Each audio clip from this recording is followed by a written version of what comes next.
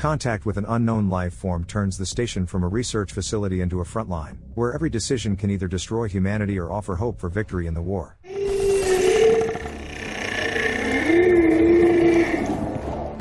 The research vessel Ladroviana sets off into deep space in search of safe colonies. During the mission, the ship, carrying 2 adults and 1 child, is attacked. Realizing these are not ordinary enemies but aliens whose goal is the destruction of all living things, young Olivia manages to escape and seals herself inside a carefully isolated shelter. Moments later, her father pounds on the door, begging his daughter to open the shelter and let him in. At the same time, her mother comes over the comms, demanding that Olivia follow protocols and rules. She has no right to break them, even if the life of a loved one is at stake. Taking her mother's side, the girl stays hidden and listens as the aliens kill both her father and her mother. 22 years later, following in the footsteps of her late parents, Olivia continues studying and overseeing colonies. She is now working in the command administration of a space station whose mission is to ensure the life and safety of its inhabitants, 255 adults and 62 children. One morning, she spends time with Onder, her lover, who has a young daughter. Their everyday conversation ends in an argument, since Olivia is one of the few people born on Earth. As a teenager, she signed a 15-year employment contract, and in just 3 months it will come to an end. Onder has offered Olivia to stay and start a family, but she lives with the hope of returning to Earth, to remember what it means to be human and to spend the rest of her life as an ordinary person.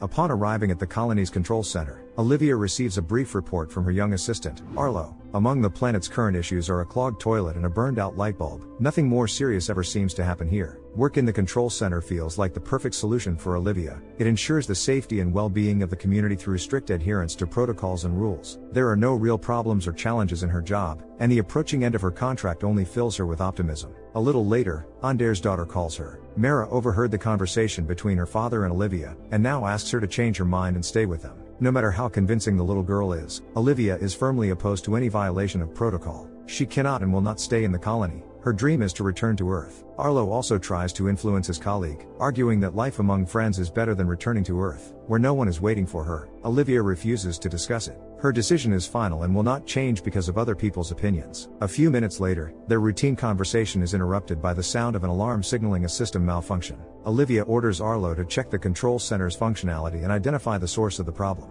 He manages to notice an issue with the atmospheric sensors when a series of underground tremors suddenly begins. Frightened people immediately start calling the control center for information, but Olivia orders the calls to be ignored, correctly setting priorities. At this moment, their primary task is to find and resolve the problem. Only after that can they speak with the people and calm them down. While reviewing the surveillance cameras, Arlo spots a fire in the generator room and the communications tower, as well as several injured individuals in need of medical assistance. Arlo is required to contact them to gather full information, but Olivia asks him to ignore that as well. Right now, the people are nothing more than points on a screen, and they must prioritize correctly. Realizing that her colleague cannot ignore the wounded, Olivia instructs her partner to dispatch medics to the scene, then demands that he return to the main task, identifying the source of the failure. Soon, all surveillance cameras go offline, and the tremors continue. Looking out the window, Arlo realizes that this is not a malfunction in the mining colony, but an alien ship positioned on a distant slope. When Olivia sees it, memories of her childhood trauma come rushing back, and she understands, this is an alien invasion.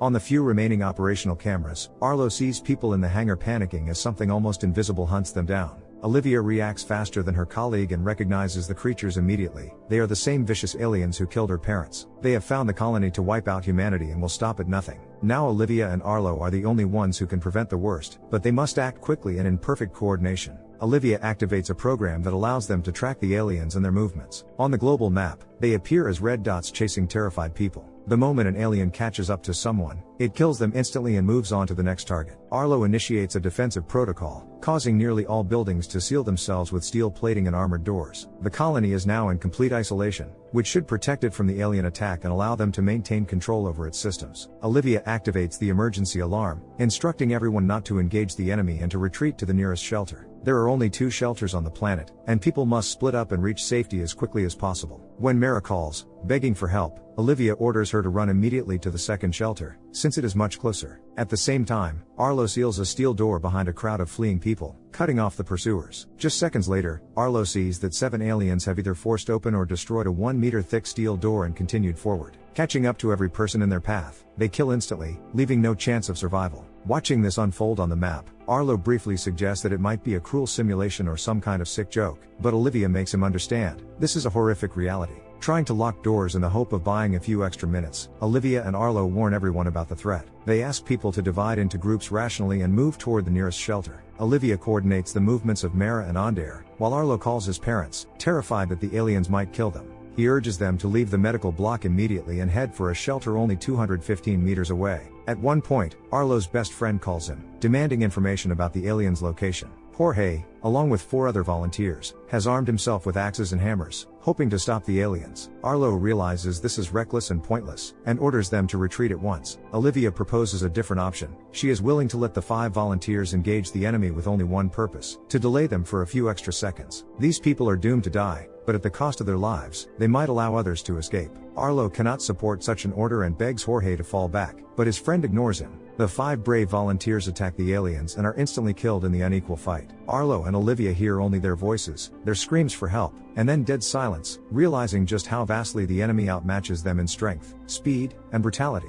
Soon after, the 7 aliens split into groups of 1 or 2 to search every tunnel and kill anyone they encounter. Arlo hears screams and discovers that 7 people are trapped just outside their door, people who could still be saved. He suggests opening the door and rescuing them, but Olivia refuses to allow it. She follows protocol and does not want violations of orders and rules recorded in her contract. Believing that Olivia values her own status more than human lives, Arlo ignores her command. He rushes to the door to open it using his handprint, but Olivia disables the function, forcing the people outside to die right behind the door. Moments later, an alien finds them, and Arlo is forced to listen to the final screams of several colony members. Returning to the monitors, Arlo checks every section and sees dozens of bodies. The communication towers are damaged or burning, leaving them unable to contact headquarters or call for help. There are no weapons on this planet, so the only thing people can do is run and hide. Accepting that they must follow cruel rules to survive, Olivia orders the shelters to be sealed. Arlo suggests waiting, since not everyone has made it inside yet, but Olivia believes it is better to save at least someone than to lose everyone.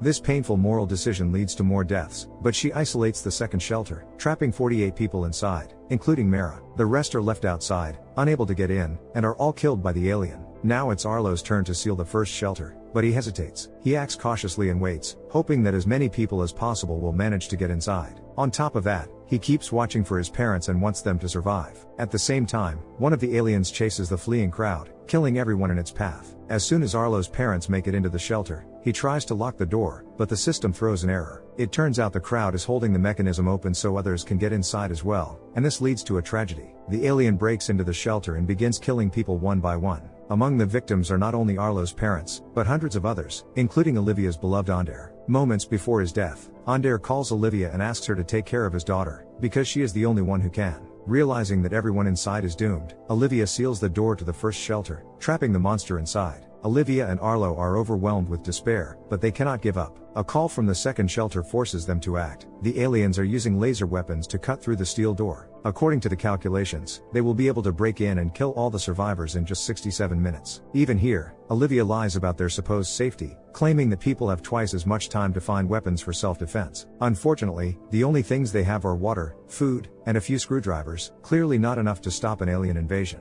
When Mara calls, Olivia is once again forced to lie, saying that her father is fine and hiding in the first shelter. While checking the entire complex, Arlo notices that besides the 2 operators and 48 people in the shelter, there are 6 more survivors. He suggests finding a way to contact them and help, but Olivia is firmly against it. She is convinced that someone might panic and try to seize control, or lead the enemy back with them, which would doom the entire colony. Realizing that Olivia is ready to sentence 6 innocent people to death, Arlo decides to show her who the potential victims of her cruelty are. Among them are old Nizio, a cook who takes care of every child, Flores and Patel, a married couple expecting their first child, and Bashir, an engineer and single father. Unwilling to listen, Olivia orders Arlo to be quiet and turns on audio white noise. A few minutes later, she changes her mind and agrees to help the survivors, but only on the condition that everyone follows her orders. Trying to find someone they can contact, they reach out to Bashir. He is in a temple and didn't even know about the alien invasion, but he is the only one capable of repairing the communication towers. He agrees to do it, but asks them to check whether his son is safe. It turns out the boy is among those killed in the first shelter, but Olivia and Arlo decide not to tell him, fearing that Bashir would refuse to carry out the dangerous mission. After that, Olivia contacts Nizio and asks the old man to move to the medical block, where 2 injured people are located. Flores and Patel remain in the mine, But the couple is not just trying to survive, they are making bombs that could destroy the aliens and stop the invasion. They report that the explosives will detonate 3 seconds after the button is pressed, meaning someone has to get very close. Arlo is ready to sacrifice himself for the others, but Olivia is against this decision. She asks Flores and Patel to meet with Bashir and give him one explosive for self-defense. Soon after, the trio splits up, as each of them has a different task. Just a minute later, Bashir hears terrifying sounds and realizes that an alien is coming after him. He falls to the ground and pretends to be one of the dead, when he suddenly notices a semi-transparent monster. Olivia and Arlo understand that the alien will find and kill him. Bashir is too valuable, only he can restore communications and make it possible to call for reinforcements. Realizing that something must be sacrificed, Olivia forces Nizio to leave his hiding place, practically condemning him to death. He becomes a distraction, and then a corpse, just so Bashir can reach his destination and complete his mission. At the same time, Flores reaches the control center and asks for the door to be opened. Olivia lets the pregnant woman inside and sees the bodies lying at the entrance, realizing that these are the victims of her decisions. Everything that is happening shocks Arlo, leaving him unable to continue working. As a child, he once witnessed an accident and saw how the control center staff helped resolve it and save people. That experience inspired him to become like them, but he never expected that saving lives would mean playing God, deciding who gets to live and who is forced to die. Taking advantage of the chaos among the control center operators, Flores connects to the system and analyzes the decisions made. She realizes that Arlo's hesitation and compassion led to the first shelter door not being closed in time, leaving dozens of lives on his conscience. Meanwhile, Bashir reports that he has managed to restore communications. Olivia reveals that she has encountered these monsters before and then tries to call the management company to request help. The operator informs her that the aliens have already begun invading 20 colonies simultaneously and that there are not enough soldiers. Their colony is being ignored as less significant, and the odds are not in their favor. Most likely, help will arrive in 17 hours, and no one cares that the shelter door will be breached in less than 40 minutes. Olivia realizes that they are being condemned to death, just as she condemns some people in the colony, meaning they cannot count on outside help. Immediately after this conversation, Bashir decides to return to the control center, only to be attacked by an alien. Pleading for someone to take care of his son, unaware that the boy is already dead, Bashir sacrifices himself and detonates explosives, killing one alien. Once again contacting Mara, Olivia instills hope in her, asking her to believe that everything will be okay, even though she knows they are all doomed. When Arlo leaves for the adjacent room, Flores and Patel reveal their plan. There is a research ship in the colony with enough oxygen for 19 hours if only 3 people are on board. The couple proposes betraying Arlo and hiding in the ship, orbiting the planet until help arrives. Olivia wants her colleague to survive, but adding another person means running out of oxygen. They ask her to be as ruthless and cold as she was with Nizio and the others, essentially condemning Arlo to death to save themselves. Olivia promises to consider their offer but is genuinely shocked, knowing that at this moment, the couple is alive only because of Arlo's kindness. Suspecting that Olivia might refuse, Flores grabs a nail gun and presses it to Arlo's head. She proposes killing him to get rid of him quickly and make the hard choice easier. Anticipating such an outcome, Olivia has set a timer that will open the door between Patel and the alien once it expires. Olivia pleads for Arlo to be released, but Flores shoots him in the shoulder multiple times and forces him to open the control center door. Arlo tries to resist, but it's too late.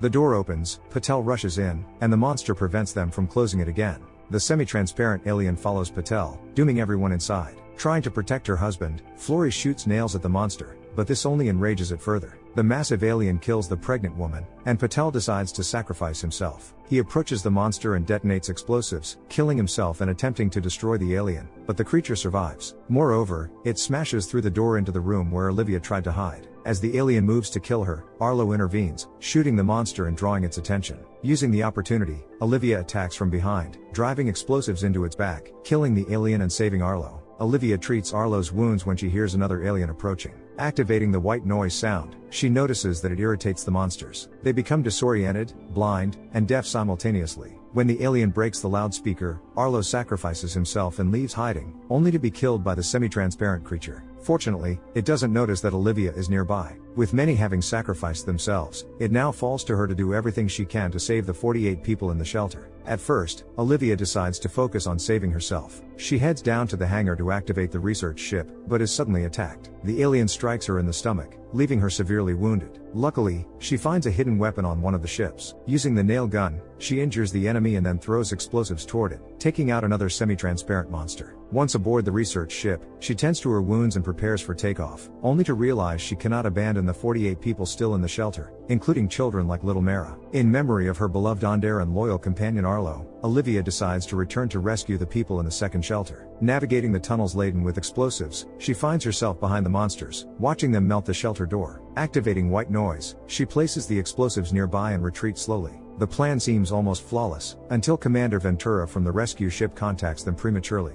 On one hand, this is good news, because the soldiers can help kill the monsters. On the other hand, it's terrifying, as his attempt to communicate deactivates the white noise, alerting the aliens to Olivia's presence. She tries to retreat, but it's useless. One of the monsters grabs her by the throat, attempting to kill her, but Olivia manages to detonate the explosive in time. Seeing the blast and realizing no one is responding to the communication, the ship lands with a team of soldiers. After securing the perimeter and eliminating the remaining aliens, they open the shelter door and rescue all 48 people. Mara asks Ventura and the others where Olivia is, only to spot her nearby. Rushing over, the little girl rejoices that Olivia survived the explosion, though she is wounded and in need of help. Recognizing this, the commander immediately calls in a medical team, giving a chance to save not just 48, but 49 lives. Should someone follow orders if carrying them out means certain people will die, even though refusing could lead to even greater disaster? Where does personal responsibility come into play in such a choice? Share your thoughts in the comments down below, hit that like button, and subscribe to the channel. See you in the next video.